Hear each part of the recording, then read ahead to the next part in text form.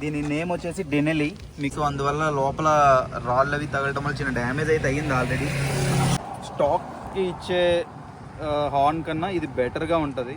This is waterproof, really అమేజింగ్గా work అవుతుంది. Sound అయితే చాలా మారింది.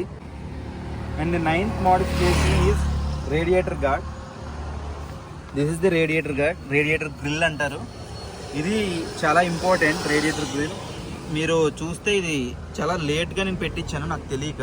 సో అందువల్ల లోపల రాళ్ళు అవి తగలటం వల్ల చిన్న డ్యామేజ్ అయితే అయ్యింది ఆల్రెడీ.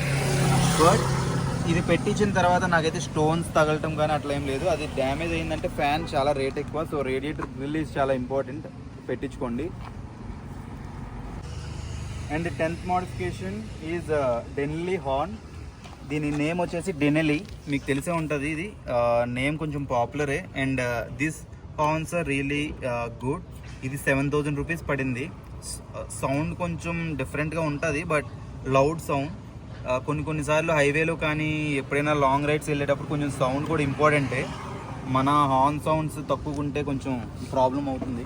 నాకైతే ప్రాబ్లం అయ్యింది, అందుకనే నేను మార్పిచ్చాను. అండ్ మీరు సౌండ్ కూడా వినొచ్చు ఎంత హార్డ్గా ఉంటుందనేది.